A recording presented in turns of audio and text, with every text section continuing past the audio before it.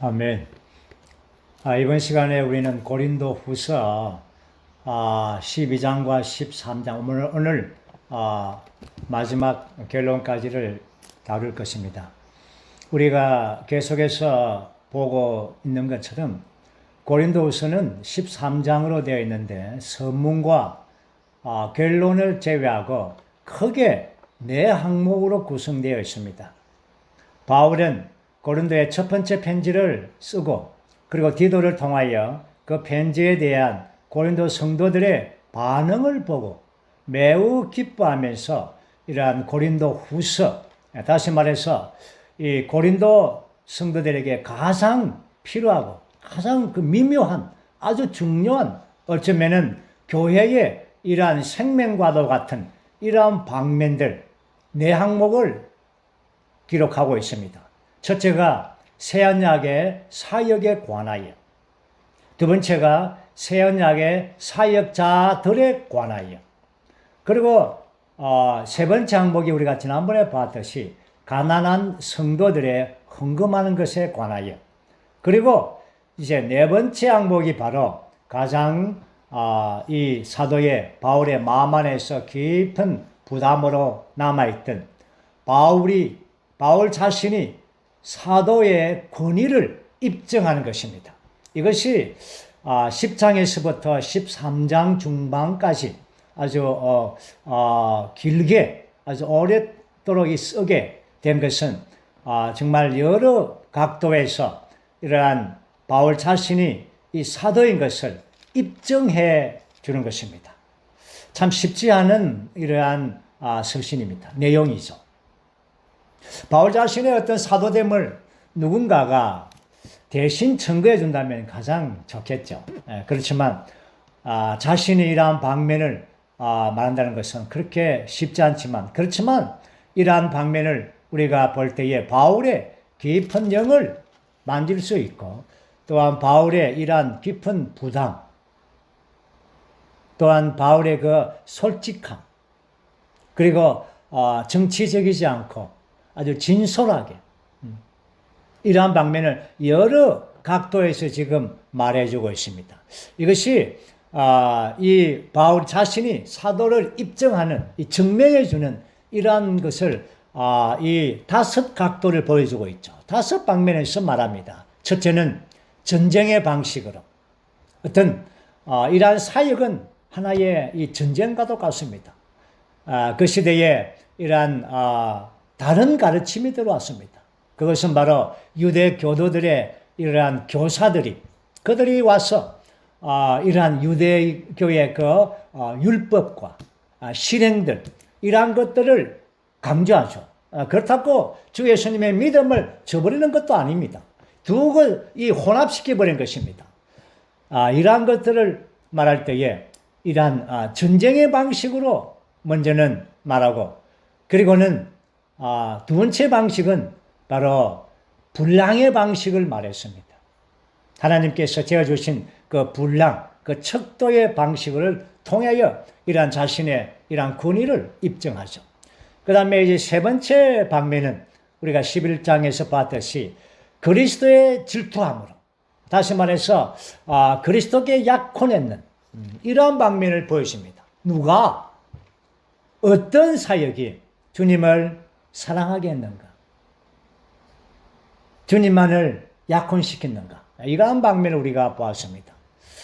그리고는 이제 이 네 번째 방면이 어쩔 수 없이 이제 자랑을 하는 것입니다. 오늘 우리가 이번 시간에는 이 네 번째 방면, 어쩔 수 없이 이제 자랑을 합니다. 정말 이렇게까지는 안 하고, 그렇죠? 이런 교통까지는 안 하고 싶은 것이 바울의 마음이었죠. 그렇지만 이제 이 지점까지 왔습니다. 내가 어쩔 수 없이 자랑하죠. 그런데 마지막 다섯 번째 항목은 더 나아가서 자기에게 주신 이 권위를 이제 솔직하게 말해 줍니다.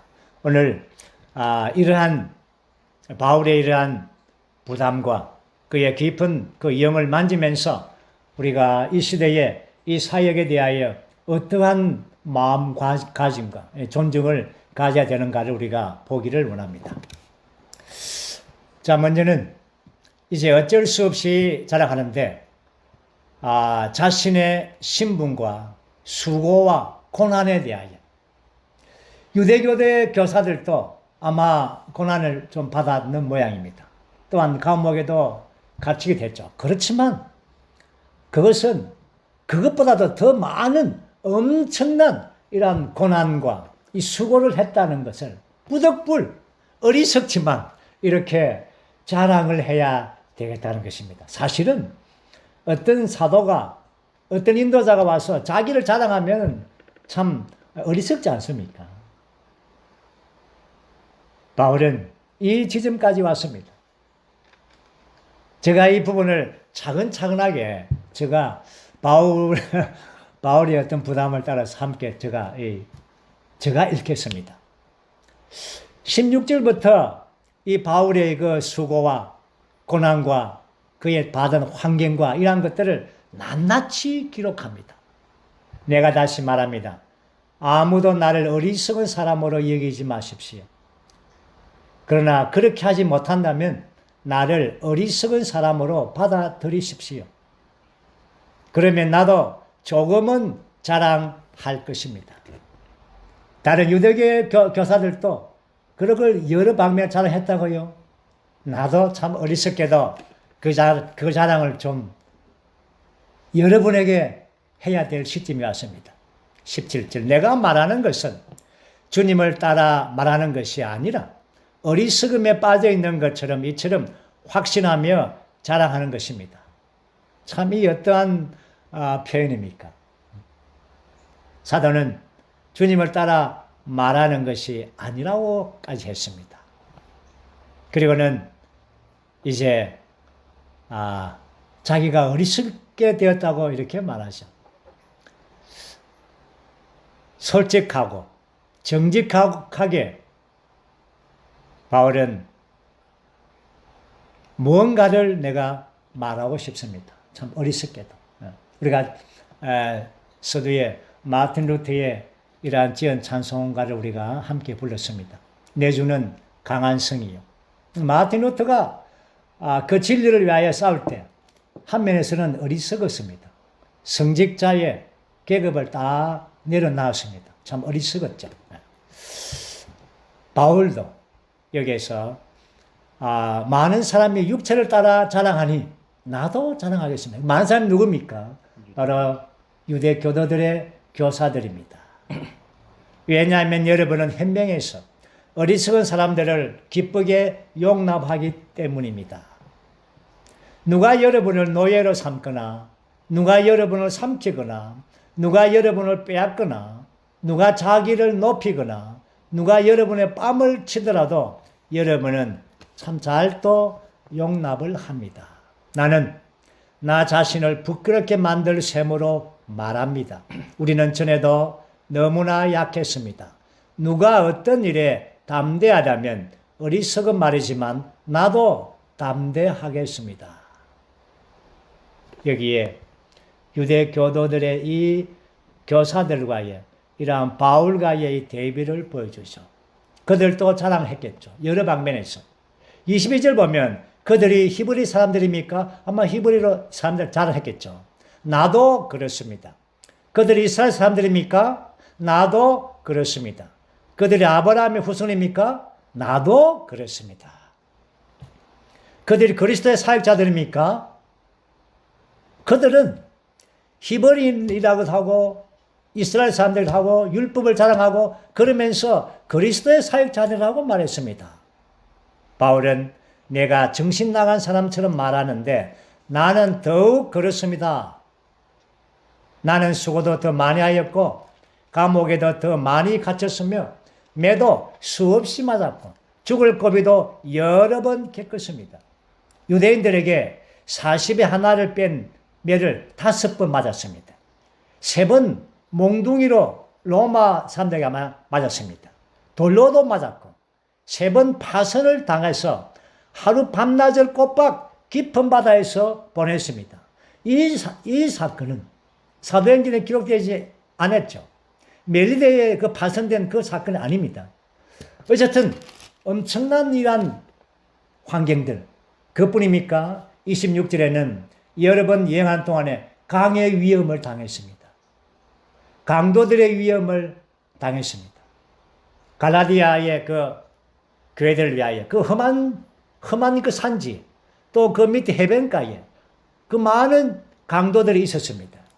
동족의 위험을 당했고, 이방인들에게 위험을 당했고, 도시의 위험을, 광야에서의 위험을, 바다에서의 위험을, 거짓 형제들에게 위험을 당했습니다. 그뿐입니까? 수고하고 애쓰고 여러 번 밤을 지새우고 배고프고 목마르며 여러 번 굶고 추위에 떨며 헐벗었습니다.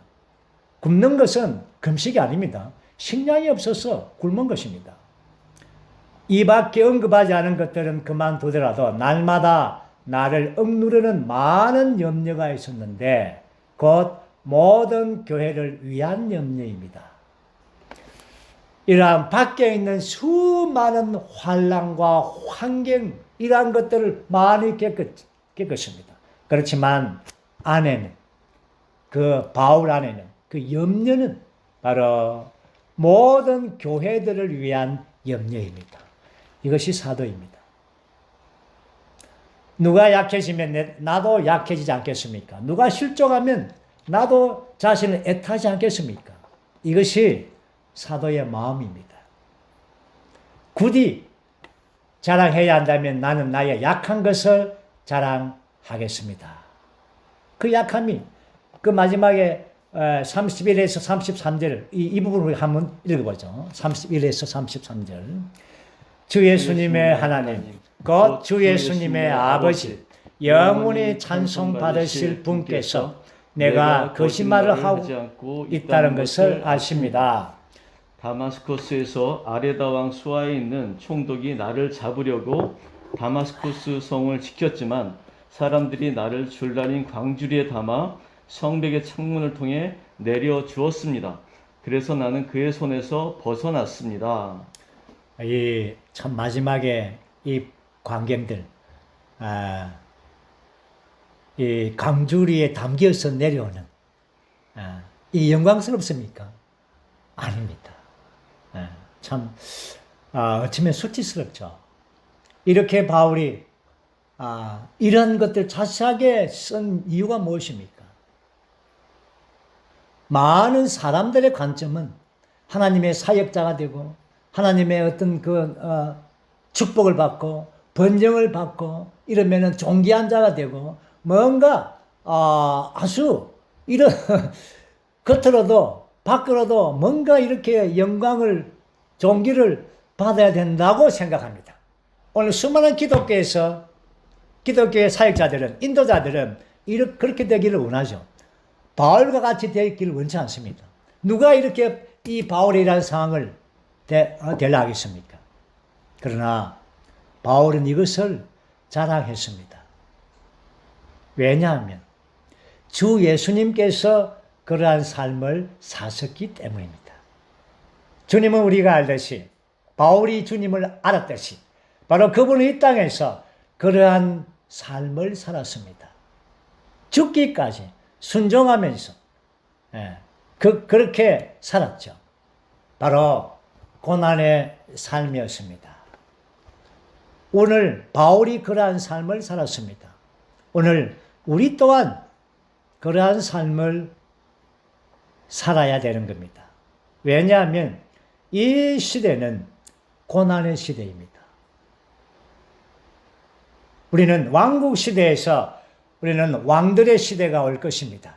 그때는 정말 주님과 함께 이러한 다스리는 그러한 때가 올 것입니다. 그러나 지금은 이러한 주님과 함께 이러한 사도들의 그 발자취와 함께 고난의 길을 가는 것입니다. 바울이 뭐라 했습니까? 그리스도의 남은 고난을 내 육체에 채운다고 했습니다. 우리는 주 예수님께서 이루신 그 구속의 고난에는 우리는 참여할 수가 없습니다. 참여해서도 안 됩니다.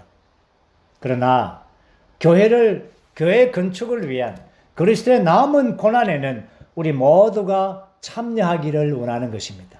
그렇기 때문에 주님은 이 땅에서 본을 보이셨고 또한 사도들은 그러한 본을 보인 것입니다.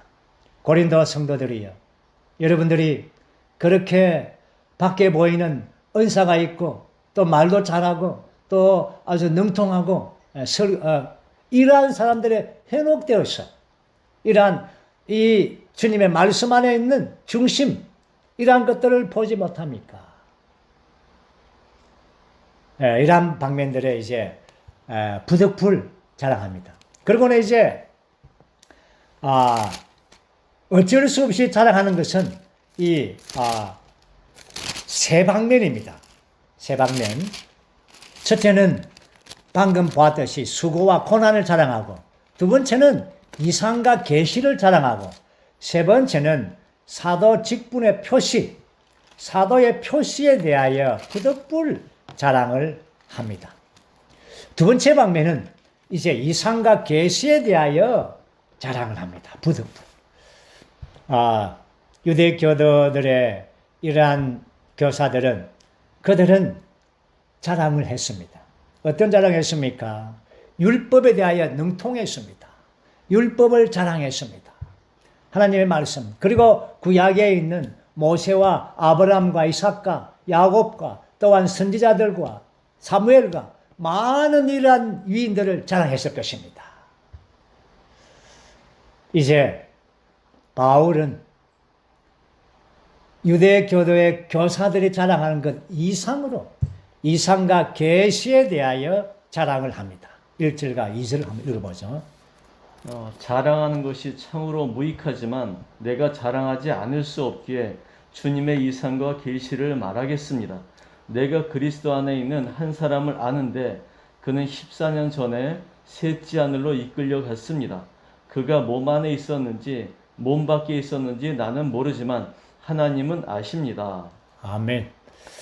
여기에 부득불 자랑하는 것이 14년 동안 말하지 않고 있다가 고린도 성도들에게는 이제는 이 사실을 말해 줍니다. 그리스도 안에 있는 한 사람을 안답니다. 바로 자기 자신을 말했죠. 그 자신 누굽니까? 새 사람입니다. 그리스도 안에 있는, 새 창조 안에 있는 사울이 아니라 바울, 바울의 새 사람인 이 바울을 알고 있다. 바울 자신을 지금 말하고 있죠. 그가 셋째 하늘로 이끌려 갔습니다. 주 예수님 외에 누가 셋째 하늘로 올라갔겠습니까? 아무도 없습니다. 바울은 그곳에 올라갔습니다. 몸 안에 있었는지 몸 밖에 있었는지 바울도 모릅니다. 우리도 모릅니다. 하나님만 아십니다. 셋째 하늘이 어디입니까? 하나님의 보좌가 있는 곳입니다. 첫째 하늘은 저 구름이 보이는 것이 첫째 하늘입니다. 둘째 하늘은 이 우주입니다. 이 우주, 어마어마한 우주가 둘째 하늘입니다. 그리고 셋째 하늘은 그 어마어마한 우주 위에, 하늘들 위에 있는 하늘입니다. 셋째 하늘, 하나님과 어린 양의 보좌가 있는 그곳입니다. 바울이 그곳에 다녀왔습니다. 누가 할 말, 누가 유대 교대에 누가 교사들이 자랑하겠습니까? 그들이 아는 조그만 율법을 가지고 자랑하겠습니까? 우물 안에 개구리죠. 3절, 4절, 5절. 또한 내가 이런 사람을 아는데 그가 몸 안에 있었는지 몸 밖에 있었는지 나는 모르지만 하나님은 아십니다. 그가 낙원으로 이끌려가서 말로 표현하지 못하는 말, 곧 사람으로서는 말하는 것이 허락되지 않는 말을 들었습니다. 내가 이런 사람을 위해서는 자랑하겠으나 나를 위해서는 나의 약한 것들 외에 자랑하지 않겠습니다. 바울의 이러한 엄청난 자랑은 자신을 위한 것이 아닙니다. 고린도 성도들에게 부득불 자랑을 하는 것입니다. 또 그가 낙원으로 이끌려가서 낙원에 많은 기독교 교사들은 셋째 하늘과 낙원을 동일한 장소로 이렇게 말합니다. 그들의 설교에도 항상 셋째 하늘, 낙원, 그래서 바울이 천당에 갔다 왔다 뭐 이렇게 또 그렇게 이야기하죠. 그러나 3절에 보면 또한, 이 또한이라는 단어는 2절에 있는 셋째 하늘과 4절에 있는 낙원이 별개의 장소라는 접속사입니다. 낙원에 이끌려가서, 낙원이 어디입니까? 낙원은 바로 이러한 음부 안에 있는 것입니다. 주 예수님께서 십자가에 죽으실 때 그 강도에게 한 말이 있죠. 오늘 너와 내가 낙원에 이르리라. 그 낙원이 바로 이러한 음부의 즐거운 곳입니다. 아브라함과 믿고 죽은 수많은 믿는 이들이 죽은 믿는 이들이 있는 영과 혼이 있는 그곳이 낙원이죠. 그곳에 갔습니다. 누구도 낙원에 가서 나온 사람은 없습니다. 주 예수님 외에는. 주님만이 그 낙원에 가서 3일 만에 나왔죠. 그런데 바울이 그 낙원을 갔다 왔다는 것입니다. 과히 말로 표현할 수가 없는, 사람의 말로 어떻게 이걸 표현하겠습니까? 하늘들, 땅 위에, 땅 밑에, 우주의 이 세 부분 전체를 망라하게 파악하고 알고 보았습니다. 누가? 바울이. 그러나 이러한 것들은 사실 자기를 위하여 하는 것이 아니죠. 6절과 7절. 나는 진실을 말할 것이기 때문에 내가 자랑하고자 하여도 어리석은 사람이 되지 않을 것입니다. 그러나 내가 자제합니다. 그것은 어떤 사람도 나를 보는 것과 나에게서 듣는 것 이상으로 나를 평가하지 않도록 하려는 것입니다. 7절. 또한 내가 받은 계시들이 엄청나서 내가 너무 높아질까 봐 내 육체에 가시 곧 사탄의 전달자를 주셨습니다. 그것은 그가 나를 쳐서 내가 너무 높아지지 않도록 하려는 것입니다. 아멘. 여기에서 정말 바울은 아주 엄청난 이상과 계시를 보았습니다.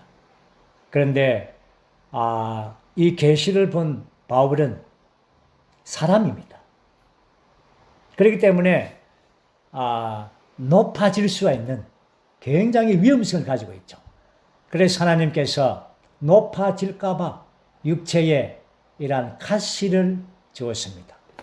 하나님께서 이러한 가시를 주신 것은 바로 높아지지 않도록, 사람은 어떤 상황이 되면 높아지려고 합니다. 그 높아지는 것이 본능적으로 나옵니다. 주 예수님은 500이어의 기적을 행하시고, 그렇죠?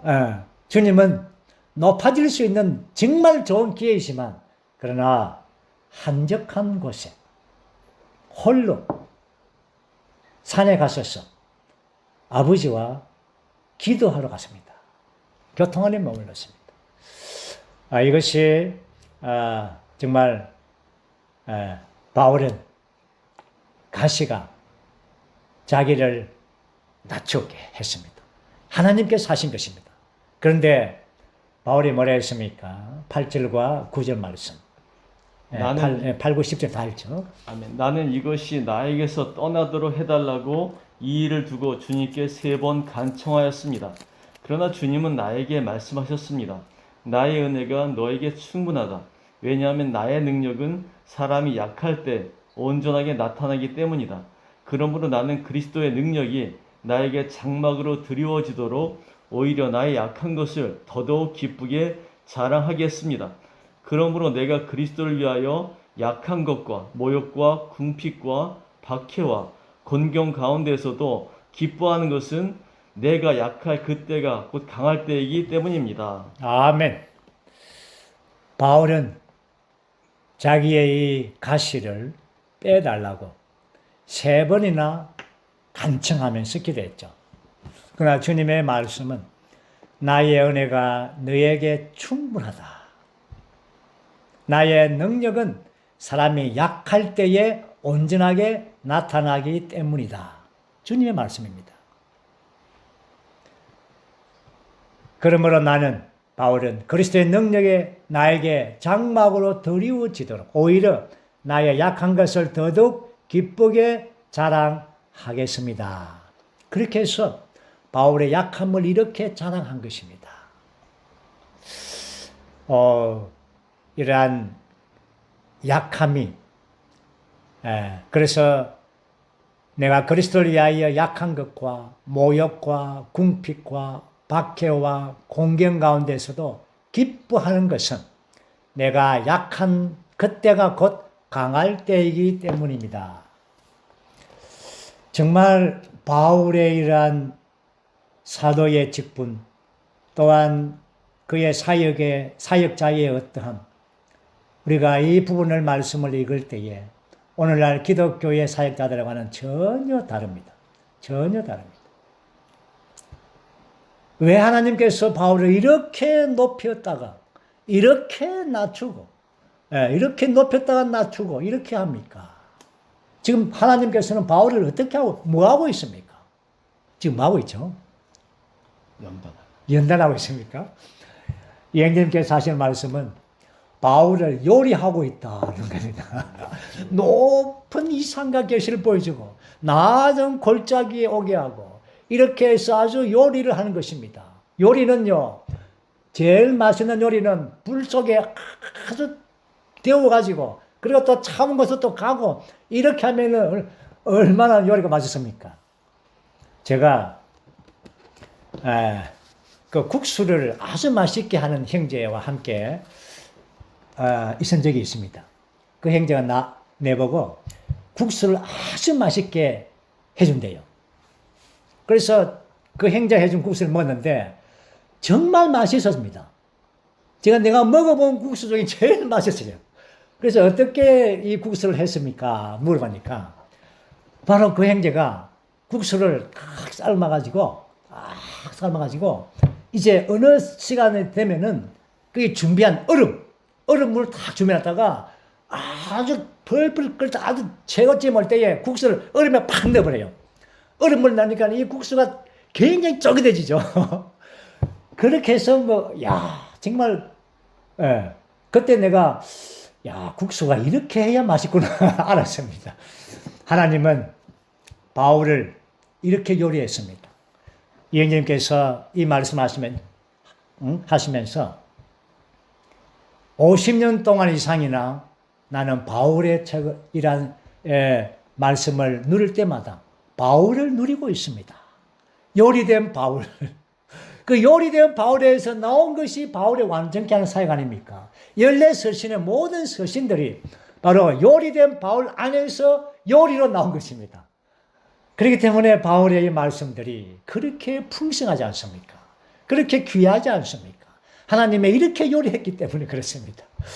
아멘. 이제 부득불 자랑한 것의 세 번째 수항목인데 11절에서부터 18절 말씀까지입니다. 참 이 말씀은 이해하기도 참 쉽지 않고 읽어도 무슨 말인가 잘 그 이해가 안 되는 부분도 많습니다. 그렇지만 이제 바울의 사도됨에 관하여 이제 뭔가 좀 더 부득불 자신의 사도의 표시를 이제 또 한 면에서 보여주는 것입니다. 11절, 12절, 13절 읽어보죠. 나는 어리석은 사람이 되었습니다. 여러분이 나를 억지로 이렇게 만든 것입니다. 마땅히 추천을 받았어야 하는 사람은 바로 나입니다. 왜냐하면 내가 아무것도 아니지만 저 특출한 사도들보다 부족한 것이 전혀 없기 때문입니다.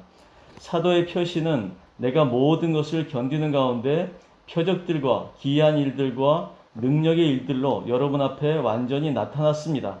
나 자신이 여러분에게 짐이 되지 않는 것을 제외하고는 다른 교회들보다 부족하게 대한 것이 무엇이 있습니까? 여러분은 나에게 공평하지 못한 것을 너그러이 용서해 주십시오. 아멘. 여러분이 방금 11절에서 13절까지를 읽었는데 이 말씀을 이해하겠습니까? 이게 영어 아닙니다. 한국어로 했는데 이 말을 이해하겠습니까? 저는 정말 이 말을 이해를 못했습니다. 라이브 스터디를 몇 분을 보면서 그제야 비로소 이해를 했습니다. 바로 바울이 반어법을 쓴 겁니다. 반어법을. 자, 여기 보십시오. 사도의 표시라는 단어를 씁니다. 문장이죠. 거기에 고린도 성도들, 일부겠죠. 일부의 그 형제들은 바울을 대하여 사도 직분을 의심했습니다. 사도의 표시가 있는가? 만나서 보면 어눌하고 약해 보이는 것 같고. 저기 봐라. 저기 유대교도들 교사들은 얼마나 능력 있고 탁월하고 기적도 보이는 것 같고 그 말에 힘이 있고. 그런데 과연 바울은 그 사도 직분의 표시가 있나? 이렇게 바울을 비난하고 심지어 나중에 16절 보면 아주 모욕했습니다. 헌금을 탈취하는 것이 아닌가? 아주 모욕적인 말을 했습니다. 이럴 때에 이제 바울은 여러 방면에서 자신의 사도됨을 입증하는 방면에서 정말 마지막 지점이죠. 자기의 사도됨을 이제 나타내 보입니다. 바로 내가 사도됨에 가장 소위 말하는 여러분들이 사도의 표시를 묻는데 나의 표시는 이것이다. 그것이 무엇입니까? 견디는 것이다. 내가 모든 것을 견디는 것과 여러분들이 많이 비난하고 모욕하고 심지어 이 돈의 문제까지도 이렇게 모욕적인 그런 말을 들었다. 나는 이 모든 것을 견뎌냈다. 이것이 사도의 표시가 아닌가? 이겁니다. 여기에서 많은 사람들이 저 특출한 사도들보다 소위 말하는 이 기독교도들의 이 교사들이 아주 특출해 보이지 않는가? 이럴 때에 정말 누군가가 고린도의 성도들이 아니다. 바울은 우리를 낳았고 우리를 먹이고 1년 반 동안 얼마나 우리를 위하여 목회했나. 그는 그리스도의 풍성을 나타내었다. 이렇게 칭찬을 해줘야 되는데 이렇게 칭찬을 하기는커녕 침묵해버렸습니다. 그러니까는 이렇게 아주 비난하는 이 못된 행자들 말이 커진 겁니다. 이런 현상이 일어날 수가 있습니다. 생명 안에 있는 자들은 침묵해버리죠. 말하기 싫은 거죠. 그러니까 아주 엉뚱한 말들이 바울이 비난하는 말이 이렇게 커지는 것입니다. 물론 우리는 한 면에서 침묵할 때가 있습니다. 그러나 이런 시점에는 침묵이 금이 아닙니다. 바울을 변호해주는 그런 행제들이 일어나야 되는 것이죠. 이 형제님이 이 부분을 말씀할 때 이렇게 말했습니다. 네 형제님이 표적이 되어서 많은 어려움을 당할 때에 형제님이 네 형제님의 방면들을 한 면에서 변명해주고 또 네 형제님이 어떤 부분을 칭찬해 주었습니다.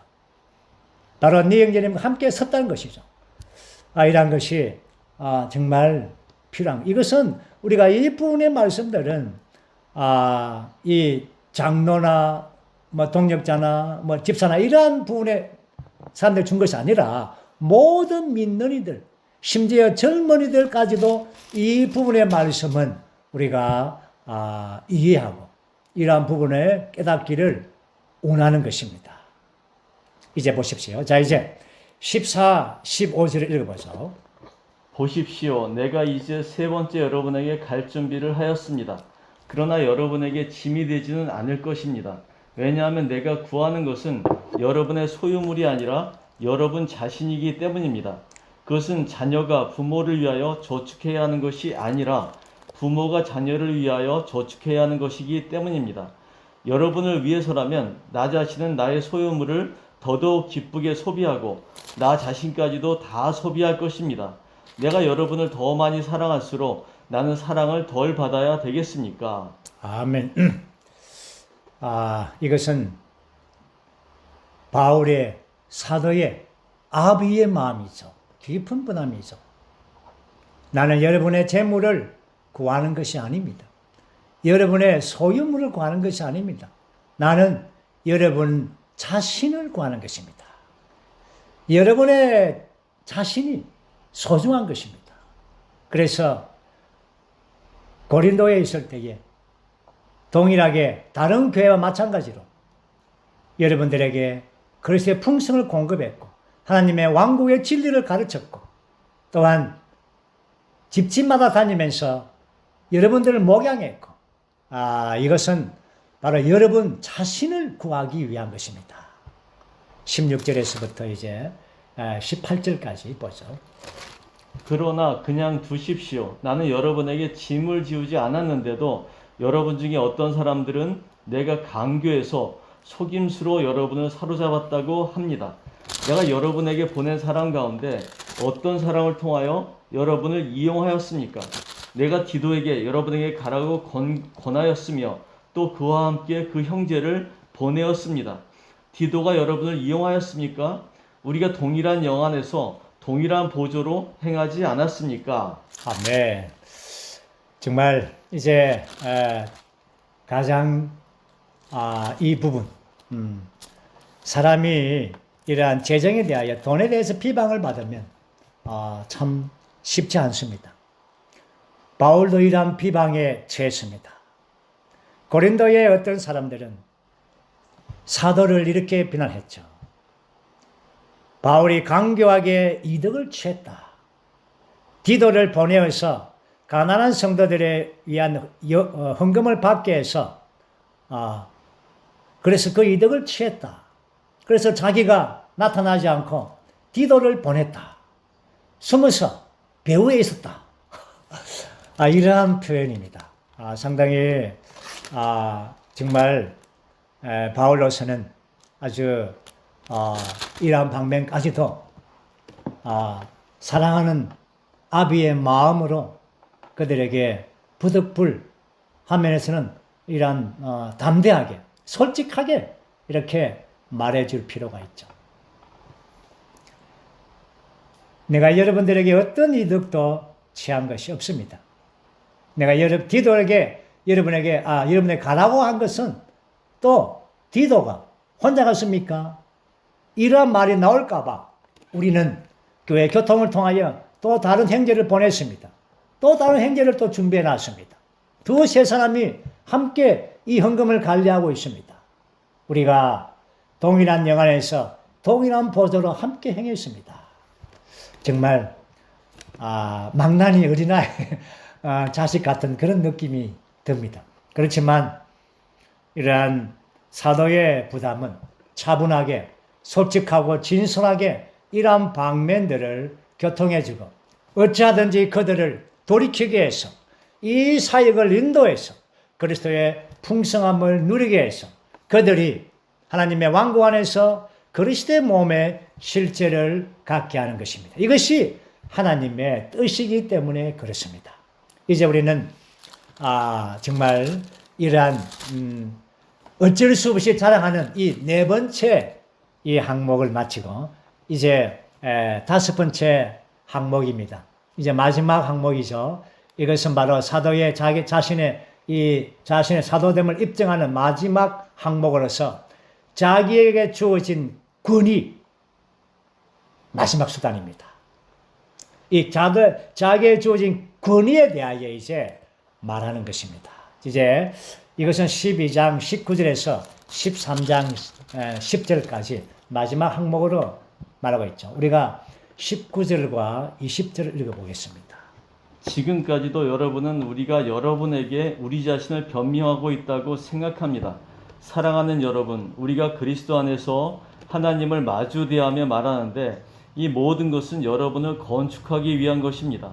내가 갈 때 나의 기대에 부합하지 않는 여러분을 발견하게 되거나 나 또한 여러분의 기대에 부합하지 않는 사람으로 발견될까 두렵습니다. 또 다툼과 시기와 분노와 이기적인 야심과 비방과 수근거리는 것과 교만에 빠지는 것과 소란이 있을까 두렵습니다. 아멘. 사실은 한 방면에서 바울은 사도의 이 권위를 입증하고 또 해명을 사실은 하고 있죠. 그렇지만 그러나 우리가 해명이라는 단어를 쓰지만 그러나 바울의 입장에서는 사실 해명이라는 단어가 아마 합당하지 않을 수가 있습니다. 바울은 이렇게 말했습니다. 우리가 그리스도 안에서 하나님을 마주 대하며 말합니다. 이 모든 것은 여러분을 건축하기 위한 것입니다. 그리스도 안에서라는 말은 바로 그리스도의 생명을 가지고 그리스도와 유기적인 연결 안에서 하나님을 마주 대하며 말하며 하나님의 임재 안에서 이렇게 여러분들에게 말하는 것입니다. 이것은 여러분들을 건축하기 위한 것입니다. 바울은 나의 온 존재와 나에게 속한 것, 내가 가진 모든 것들을 여러분들에게 쏟아 부었습니다. 그것은 전적으로 이러한 여러분들이 교회 안에서 건축되게 하기 위한 것입니다. 여러분 가운데는 많은 이러한 육체에 속한 것들, 다툼과 시기와 분노와 많은 이 육체에 속한 것들이 많다는 것을 또 그것들이 나타날까 심히 두려워했죠. 자, 이제 13장에 와서 계속해서 이러한 부분들을 말하고 있습니다. 바울은 지금 두 번째 갔죠. 그러나 이제 세 번째 또 가기를 원했습니다. 그러나 우리가 사도행전에서 볼 때에 이러한 바울의 이러한 사역의 전기를 볼 때 세 번째는 바울이 고린도에 가지를 못했습니다. 바로 제수의 몸으로 로마로 가게 되었죠. 이제 우리는 이제 이 마지막 항목에서 3절, 4절, 5절 한번 읽어보겠습니다. 왜냐하면 여러분이 그리스도께서 내 안에서 말씀하고 계신다는 증거를 찾고 있기 때문입니다. 그분은 여러분에 대하여 약하지 않으시고 여러분 안에서 능력을 나타내십니다. 사실 그분은 약하셔서 십자가에 못 박히셨지만 하나님의 능력으로 살아 계십니다. 우리도 그분 안에서 약하지만 여러분을 향한 하나님의 능력으로 그분과 함께 살 것입니다. 여러분은 자신이 이 믿음 안에 있는지 시험해보고 검증해 보십시오. 여러분 자신이 시험에 견디지 못한 사람이 아니고서야 어떻게 여러분 안에 예수 그리스도께서 계신다는 것을 알지 못합니까? 아멘. 여기에 많은 고린도의 이러한 비방하는 이러한 지체들이 이러한 증거들을 이렇게 찾고 있죠. 그러나 사실은 여러분이 능력 있는 증거를 찾고 있지만 그 능력은 그리스도 안에 있는 것입니다.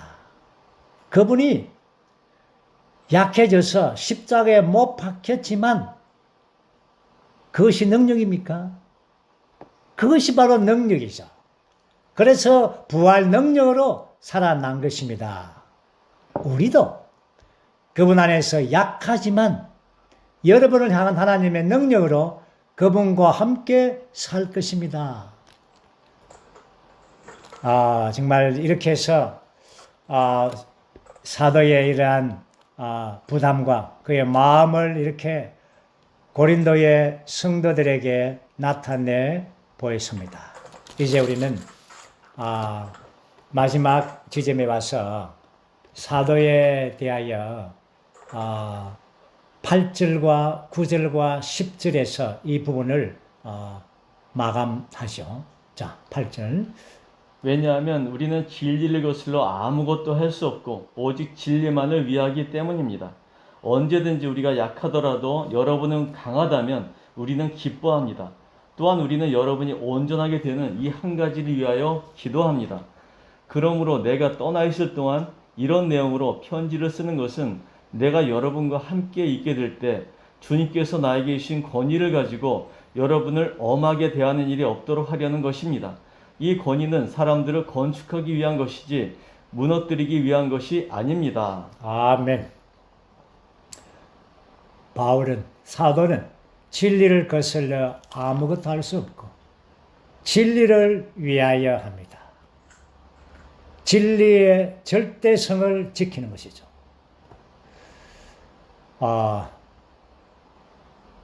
우리가 약하더라도 여러분이 강하다면 우리는 기뻐합니다. 여러분이 온전하게 되는 이 한 가지를 위하여 기도합니다. 바울은 사도의 마음은 여러분들이 어떠하든지 여러분들이 온전해지고 강화되기를 원하는 것입니다. 그래서 이제 사도의 권위가 이제 그 권위가 나타나지 않고 소위 말하는 이러한 외적인 권위가 나타나지 않고 이 사도의 권위는 사실상 노예의 신분으로서 그리스도를 청량할 수 없는 그리스도를 모든 풍성들을 공급하는 것입니다. 그래서 여러분들이 무너지지 않고 여러분들이 주님 안에서 하나님 안에서 건축되고 여러분 교회 안에서 건축되게 하기 위한 것입니다. 이 모든 것은 다 교회의 건축을 위한 것입니다. 오늘 그렇게 해서 사도의 이러한 권위에 대하여 자신이 입증할 때 마지막 결론은 이 모든 것은 다 교회의 건축을 위한 것입니다. 이제 마지막으로 고린도 후서의 이제 결론에 왔습니다. 11절 한번 읽어보죠. 마지막으로 말합니다. 형제님들 기뻐하십시오. 온전해지십시오. 위로를 받으십시오. 같은 것을 생각하십시오. 화평하게 지내십시오. 그러면 사랑과 화평의 하나님께서 여러분과 함께 계실 것입니다. 아멘. 이제 마지막으로 고린도 전후서를 다 끝내면서 마지막으로 말합니다. 형제님들 기뻐하십시오. 이 바울의 이 서신 가운데 기뻐하십시오라는 단어를 상당히 많이 썼습니다. 다시 말해서 바울 자신은 수많은 환난과 환경과 고난과 정말 소망이 끊어질 정도까지 압박을 받는 상황에서도 바울은 기쁨을 유지했습니다. 그렇기 때문에 그는 여러분들, 형제님들 기뻐하십시오 라는 말을 할 수가 있습니다. 우리가 잘 아는 데살로니가 전서 5장에서도 항상 기뻐하십시오 라고 말했죠. 기쁨은 무엇입니까? 기쁨은 그리스도인의 뛰어난 특징입니다. 기쁨이 어디서 나옵니까? 기쁨은 즐거움에서 나옵니다. 즐거움은 내적인 어떤 요인이라면 기쁨은 밖의 표현입니다. 그러므로 밖의 표현으로 기쁨을 나타내는 것이죠. 즐거움 나타내는 것입니다. 우리가 찬송을 부를 때에 기뻐하는 것입니다. 찬송시를 외칠 때에 기쁨을, 즐거움의 표시를 기쁨과 함께 나타내는 것입니다. 정말 기뻐하기를 원합니다. 언젠가부터 우리가 기쁨을 잃은 것 같습니다. 그러나 모든 환경에서 다 벗어나서 그리스도 안에서 그 즐거움의 기쁨이 우리 안에서 나타나고 표현되기를 원합니다. 온전케 지십시오. 다시 말해서 이것은 고린도 성도들이 건축되기를 원하는 것이죠. 위로를 받으십시오. 사람이 위로를 받으면 평온해집니다. 차분해지죠. 우리 모두는 다 위로를 받을 필요가 있습니다. 주님께서 우리를 위로해 주실 것입니다. 또한 교회가 또한 모든 성도들이 서로 위로해 주시기를 원합니다. 많은 지체들은, 자매님들은 어떤 자매들은 누가 나를 위로해 주기를 원하는데 나는 왜 위로해 주지 않나? 그러나 우리가 함께 위로를 받기를 원합니다. 위로받기 원하는 자는 위로해 주는 것이죠. 사랑과 평안의 하나님께서 여러분과 함께 계실 것입니다. 사랑과 평안의 하나님. 그리고 같은 것을 생각하십시오. 참 이 말은 고린도 전서에서도 바울이 썼습니다. 같은 것을 말하고 같은 생각과 같은 의견으로 조율되십시오. 같은 것을 생각하는 것. 지금 고린도 성도들은 같은 것을 생각하지 않죠. 아주 괴팍하고 계산한 생각들을 많이 가지고 있습니다. 우리는 같은 것을 생각하기를 원하고, 참 이럴 때에 지체들 간에 화목이 있는 것입니다. 함께 같은 것을 생각할 때 화목이 있고 화평이 있고 또 온전한 건축이 있게 되는 것입니다. 사랑과 평안의 하나님께서 여러분과 함께 계실 것입니다. 이것이 얼마나 위로가 됩니까? 그렇죠? 12절에서는 거룩한 입맞춤으로 서로 문안하십시오. 13절에서는 모든 성도들이 여러분에게 문안합니다. 14절은 우리가 잘 아는 말씀 함께 선포하겠습니다.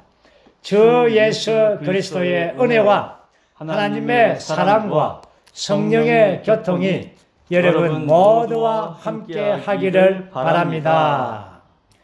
주 예수님의 은혜와 하나님의 사랑과 성령의 교통, 이러한 삼일성의 모든 축복하심, 구약의 민수기에서의 축복뿐 아니라 신약에서의 축복은 정말 축복 자체만이 아닌 삼일 하나님 그분 자신의 어떠함이 우리의 축복인 것입니다.